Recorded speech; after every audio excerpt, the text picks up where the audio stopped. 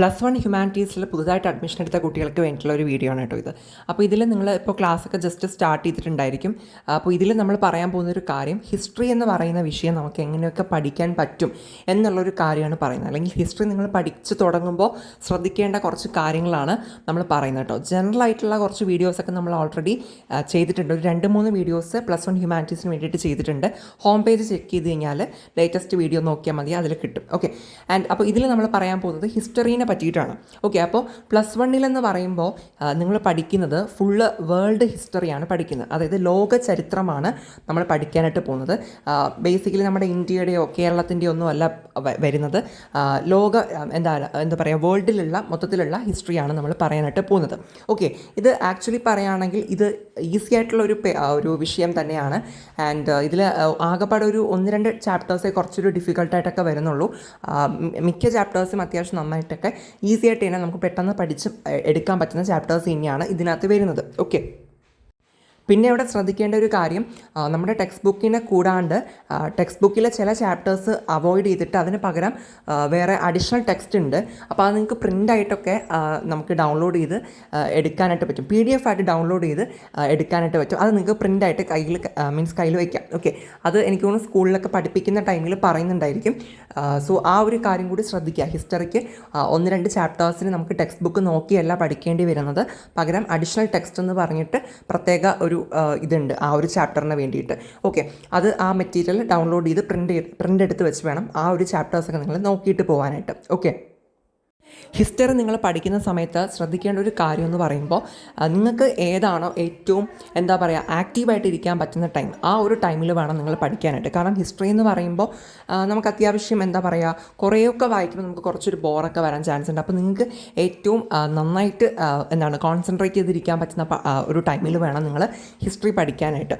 Okay. And പഠിക്കുന്ന ടൈമിലും എന്ത് ചെയ്യണം, വെറുതെ വായിച്ച് വിടാണ്ട് നമ്മൾ ടെക്സ്റ്റ് വായിക്കുമ്പോൾ തന്നെ അണ്ടർലൈൻ ചെയ്യാനും ഹൈലൈറ്റ് ചെയ്യാനും ഒക്കെ നിങ്ങൾ മറന്നു പോകരുത്. ഓക്കെ. വേണമെങ്കിൽ കുറച്ച് സ്റ്റിക്കി നോട്ട്സും കാര്യങ്ങളൊക്കെ യൂസ് ചെയ്ത് അങ്ങനെയൊക്കെ നിങ്ങൾ പോകാനായിട്ട് നോക്കുക കേട്ടോ. മീൻസ് ആക്റ്റീവായിട്ടുള്ളൊരു റീഡിംഗ് ആണ് നമുക്ക് ആവശ്യമായിട്ടുള്ളത്.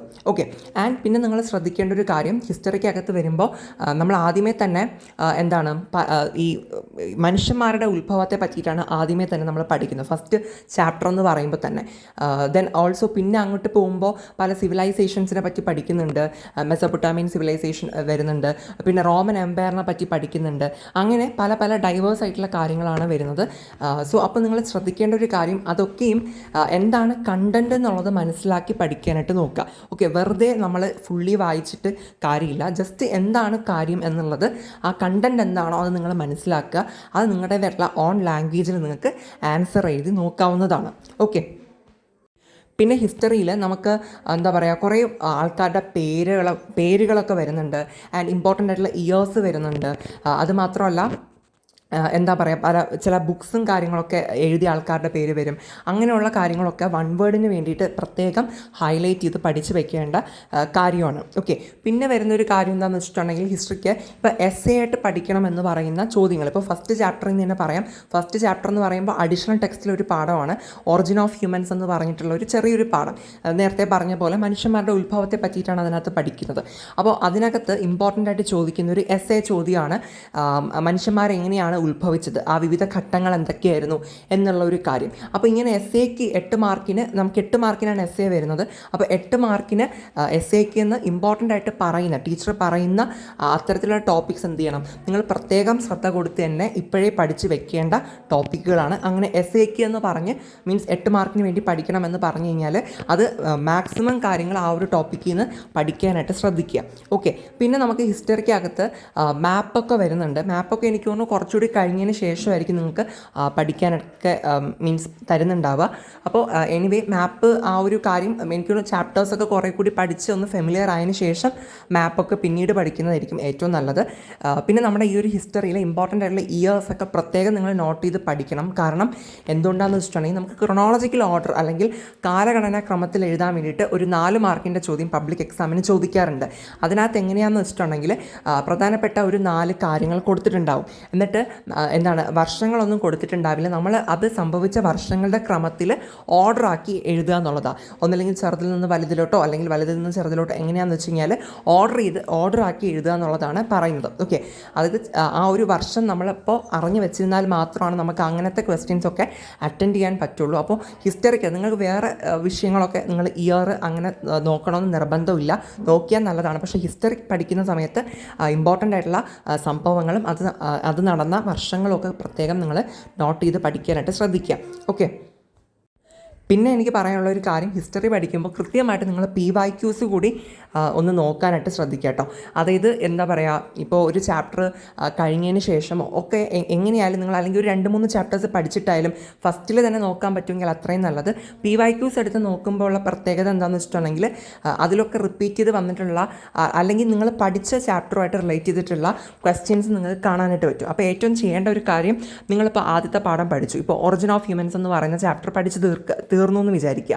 ഓക്കെ, അതിനുശേഷം നിങ്ങൾ ഈ PYQs എടുത്ത് നോക്കുമ്പോൾ അതിൽ നിങ്ങൾ പഠിച്ച ഏതെങ്കിലും ഒരു കാര്യം, ഒരു ക്വസ്റ്റ്യൻ, ഒരു 1 വേർഡോ അല്ലെങ്കിൽ നേരത്തെ പറഞ്ഞ പോലെ 8 മാർക്കിൻ്റെ ഒരു സെക്ഷനിൽ ഒരു ക്വസ്റ്റ്യൻ കാണുകയാണെങ്കിൽ നിങ്ങൾക്ക് മനസ്സിലാക്കാൻ പറ്റും, ഓക്കെ ഇത് വളരെ ഇമ്പോർട്ടൻ്റ് ആണ്, അപ്പോൾ ഞാൻ ഇനി റിവിഷൻ ചെയ്യുന്ന ടൈമിലും ഇത് എനിക്ക് ആവശ്യമുള്ളതാണ് എന്നുള്ളൊരു കാര്യം നിങ്ങൾക്ക് ഐഡിയ മനസ്സിലാക്കാൻ പറ്റും. ഓക്കെ, ദെൻ നിങ്ങൾ ഇപ്പോൾ ഈ ചാപ്റ്റർ പഠിക്കുമ്പോൾ നിങ്ങൾക്ക് ഡൗട്ട്സ് വരും അല്ലേ, കോമൺ ആയിട്ട് ഡൗട്ട്സ് വരും. അപ്പോൾ നിങ്ങൾ എന്താ ചെയ്യേണ്ടത്, ഡൗട്ട്സ് വരുന്ന പോർഷൻസ് ഒന്നില്ലെങ്കിൽ യൂട്യൂബിൽ ഏതെങ്കിലും ക്ലാസ്സസ് കണ്ടിട്ടോ അല്ലെങ്കിൽ ടീച്ചേഴ്സിനോട് ചോദിച്ചിട്ട് റെക്ടിഫൈ ചെയ്യാനായിട്ട് നോക്കുക കേട്ടോ. ഓക്കെ, പിന്നെ നിങ്ങൾക്ക് ചെയ്യാൻ പറ്റുന്ന ഒരു നല്ലൊരു കാര്യം എന്താണെന്ന് വെച്ചിട്ടുണ്ടെങ്കിൽ, ഒരു ചാപ്റ്റർ കഴിഞ്ഞ് കഴിഞ്ഞാൽ അത് കൃത്യമായിട്ട് മനസ്സിലായോ എന്നറിയാൻ വേണ്ടിയിട്ട് ആ ഓരോ ചാപ്റ്ററിൻ്റെയും ബാക്ക് സൈഡിൽ എന്ത് കൊടുത്തിട്ടുണ്ടാവും, കുറേ എക്സസൈസ് ചോദ്യങ്ങളൊക്കെ കൊടുത്തിട്ടുണ്ടാവും. ഓക്കെ, അപ്പോൾ അതിലെ 1 വേർഡ്സും കാര്യങ്ങളൊക്കെ ഒന്ന് എന്താണ് ചെയ്ത് നോക്കാനായിട്ട് ശ്രമിക്കുക. ഓക്കെ, അതിൽ വേറെ ഒരുപാട് ക്വസ്റ്റ്യൻസ് കാണും, പക്ഷേ അറ്റ്ലീസ്റ്റ് നിങ്ങൾ 1 വേർഡ്സ് എങ്കിലും ഒന്ന് ആൻസർ ചെയ്ത് നോക്കുക. അപ്പോൾ നിങ്ങൾക്ക് മനസ്സിലാക്കാൻ പറ്റും ആ ഒരു ചാപ്റ്ററിൽ ഓക്കെ മനസ്സിലായോ ഇല്ലയോ അല്ലെങ്കിൽ അത് പഠിച്ചോ ഇല്ലയോ എന്നുള്ള ഒരു കാര്യം, നിങ്ങളുടെ പ്രോഗ്രസ് നിങ്ങൾക്ക് മനസ്സിലാക്കാനായിട്ട് പറ്റും. ഓക്കെ, പിന്നെ നിങ്ങൾ ശ്രദ്ധിക്കേണ്ട ഒരു കാര്യം, ഇപ്പോൾ ഓരോ ചാപ്റ്റർ പഠിപ്പിക്കുമ്പോഴും നിങ്ങളുടെ ടീച്ചേഴ്സ് തന്നെ ഇന്ന ടോപ്പിക്സ് ഇമ്പോർട്ടൻ്റ് ആണ് എന്നൊക്കെ പറയുന്നുണ്ടായിരിക്കുമല്ലോ. ഓക്കെ, അതിനി കുറച്ചുകൂടി കഴിഞ്ഞിട്ട് നമ്മുടെ ചാനലും അങ്ങനെയൊക്കെയുള്ള വീഡിയോസ് വരുന്നുണ്ട് കേട്ടോ. ഓക്കെ, അപ്പോൾ എനിവേ നിങ്ങൾക്ക് മനസ്സിലാവും ഒരു ചാപ്റ്ററിൽ നിന്ന് ഇമ്പോർട്ടൻ്റ് ആയിട്ട് പഠിക്കേണ്ട കാര്യങ്ങൾ എന്തൊക്കെയാണ്, അല്ല കുറച്ച് ഫോക്കസ് കൊടുത്താൽ മതി എന്നുള്ള കാര്യങ്ങൾ എന്തൊക്കെയാണെന്നുള്ളത്. ഓക്കെ, അപ്പോൾ ഈ ഇമ്പോർട്ടൻ്റ് ആയിട്ട് പഠിക്കണമെന്ന് പറയുന്ന സെക്ഷൻസിന് കൂടുതൽ ടൈം ഇൻവെസ്റ്റ് ചെയ്ത് പഠിക്കാനായിട്ട് പ്രത്യേകം ശ്രദ്ധിക്കുക. കാരണം നമുക്ക് പല ക്വസ്റ്റ്യൻസും അങ്ങനെയുള്ള ഇമ്പോർട്ടൻറ്റ് ക്വസ്റ്റ്യൻസ് ഒക്കെ റിപ്പീറ്റ് ചെയ്ത് വരാറുണ്ട്. ഓക്കെ, അതുകൊണ്ട് തന്നെ നിങ്ങളുടെ എന്ത് ചെയ്യുക, അങ്ങനെ പറയുന്ന ക്വസ്റ്റ്യൻസിനൊക്കെ കൂടുതൽ എഫേർട്ട് ഇട്ട് പഠിക്കാനായിട്ട് പ്രത്യേകം ശ്രദ്ധിക്കുക. ഓക്കെ, അപ്പോൾ ഇത്രയും കാര്യങ്ങളാണ് ജനറലായിട്ട് ഹിസ്റ്ററീനെ പറ്റിയിട്ട് പറയാനുള്ളത്. ആൻഡ് നിങ്ങൾ എന്ത് ചെയ്യണം, കൃത്യമായിട്ട് പാരഗ്രാഫൊക്കെ കൃത്യമായിട്ട് വായിച്ച് തന്നെ, ടെക്സ്റ്റ് ബുക്ക് നന്നായിട്ട് തന്നെ വായിക്കാനായിട്ട് തന്നെ നോക്കുക. പിന്നെന്താണ്, വേറെ ഷോർട്ട് കട്ട്സ് ഒന്നും എടുക്കാണ്ട് ജസ്റ്റ് നിങ്ങളുടെ കയ്യിലുള്ള ടെക്സ്റ്റ് ബുക്ക് കൃത്യമായിട്ട് എന്ത് ചെയ്യണം, അത് ഫുള്ളി എല്ലാം വായിച്ച് ബൈ ഹാർട്ട് ആക്കണമെന്നല്ല പറയുന്നത്, ആവശ്യമുള്ള കാര്യങ്ങളെടുത്ത് വായിച്ച് നോക്കണം. ഓക്കെ, പ്രത്യേകിച്ചും ഇമ്പോർട്ടൻ്റ് എന്ന് പറയുന്ന ടോപ്പിക്സിൽ നിന്നൊക്കെ ഫുള്ളായിട്ട് തന്നെ ടെക്സ്റ്റ് ബുക്ക് വായിക്കാനായിട്ടും പ്രത്യേകം ശ്രദ്ധിക്കുക. ഓക്കെ, അല്ലാത്ത ടോപ്പിക്സ് ഒക്കെ ആണെങ്കിൽ നിങ്ങൾക്ക് ജസ്റ്റ് ഒന്ന് വായിച്ചിട്ട് വിടാം. ഓക്കെ, സോ അങ്ങനെ നിങ്ങൾ പ്രോപ്പറായിട്ട് എന്ത് ചെയ്യുക, ഒരു പ്ലാനൊക്കെ സെറ്റ് ചെയ്ത് ആ രീതിക്ക് വേണം നിങ്ങൾ പഠിക്കാനായിട്ട്.